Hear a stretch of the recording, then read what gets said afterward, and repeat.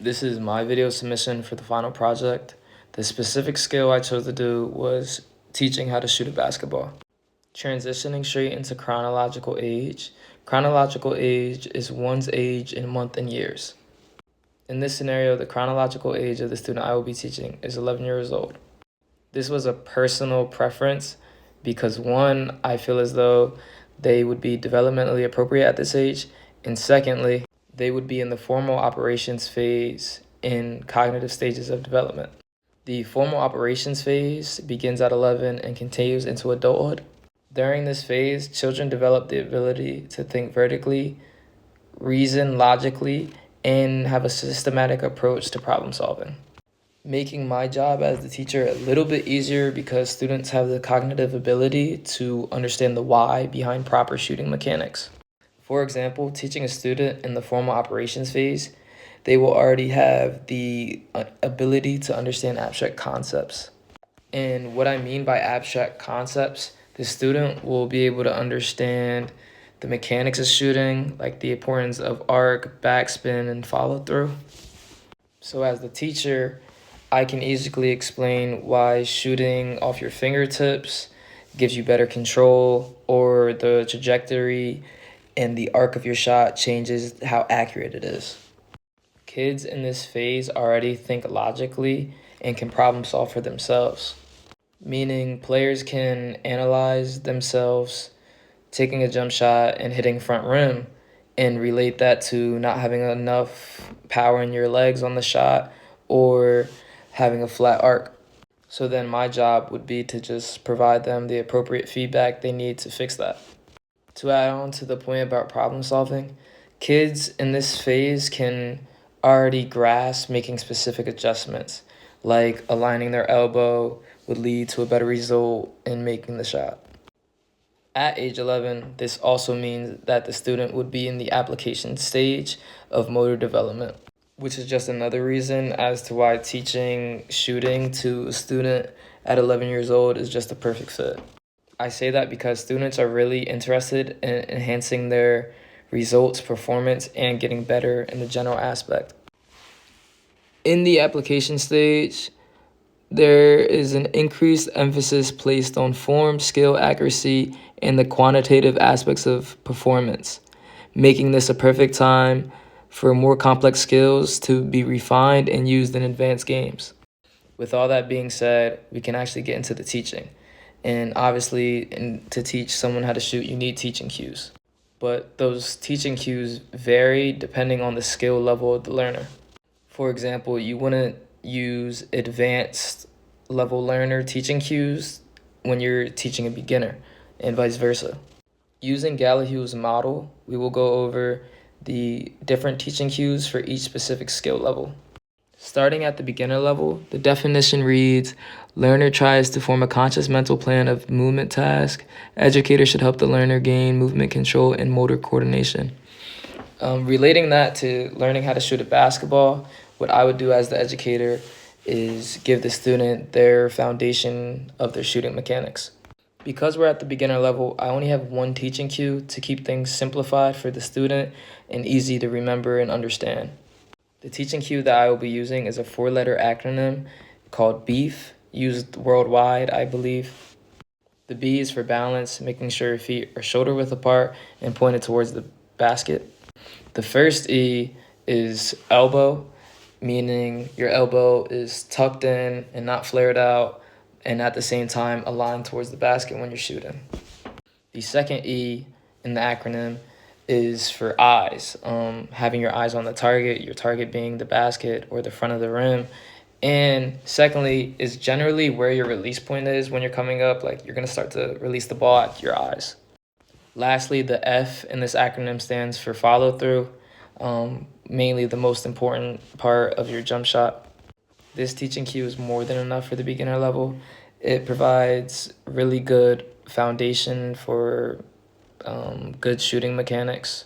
Transitioning to the intermediate level, the definition reads, learner has a good understanding of the movement task. Instructor should help the learner focus on combining and refining skills. So my job as the teacher in this scenario here is just to refine mechanics and improve consistency and accuracy here. So at this point, my student already knows how to shoot the basketball, and we're just working on keeping their shot the same every time and being consistent. So teaching cues I would use would be snap your wrist, for example, just to reinforce a strong follow through, and proper wrist snap ensures backspin on the ball for a softer shot. So as they're shooting, and if I see a bad shot, just snap your wrist, like, or just reinforcing that so the next time they shoot, they understand that and put it into play. Additionally, I would say dip on the catch. So if we're doing a catch and shoot drill, or that's what we're working on for the day, when you catch the ball, you want to dip simultaneously, so you get a rhythm. Like, this teaches rhythm, and this is because I'm implementing this at the intermediate level, because they're more advanced now and we can start to do this. And to keep drilling in consistency, I would say land in the same spot. And what this does is really makes you focus on your balance, because when you land in the same spot, that means you're controlled. And it also means you probably had a smooth release, or you were just stable the whole time.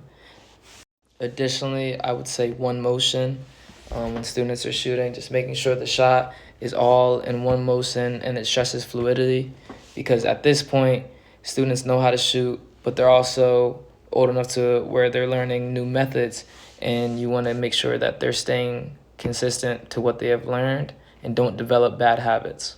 And again, because students are a little bit more advanced, because they're intermediate level now, we can start introducing new tasks. So instead of those catch and shoot ones, or just form shooting in the beginner level, students can maybe shoot the ball off the dribble or shoot the ball on the run. So another teaching cue I would give was square your shoulders, to make sure your shoulders are squared at the basket when you're taking that shot, and that everything's in line, because the ball will travel wherever your body is facing.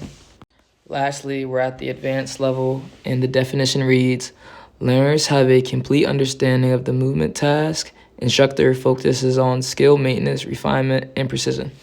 So yeah, the focus here would be students' mastery of form, developing a quicker release, shooting under pressure, and adaptability.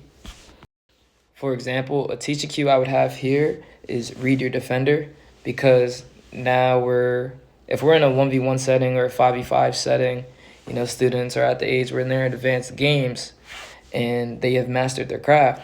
So read your defender means to teach players to adjust their shot based on defensive pressure. Meaning, if the defender is playing really close to your body, you could use a change of speed and get downhill and then do a step back, so their momentum still takes them forward while you have a wide open shot. Or if they're playing back on you, you can just shoot the ball with no contest.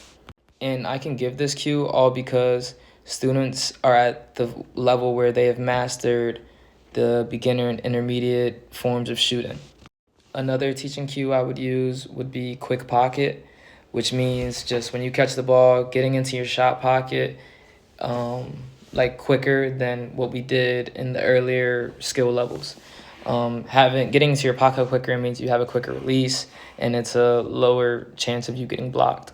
Another teaching cue I would use would be shoot through the contest, meaning when the defender is closing out or they're contesting your shot, I'm teaching my student to be able to focus on their mechanics and look at the rim instead of worrying about the closing out defender. Another teaching cue would be quiet feet. Just ensures controlled footwork and maintaining balance. So quiet feet, in order to do that, you have to jump straight up and down and land on the balls of your feet. And when you're doing that, that means you're not out of control. And the last teaching cue I have for the advanced level would be game speed, because students would be in games at this point. You would emphasize practicing shooting at the game speed level, because everything's faster at game speed, the pace, the intensity. So I would really emphasize just shooting quicker, faster, and more accurate, more precise, because that's how you stay in the game. And that wraps up my final project for creating a video with teaching cues on a specific skill.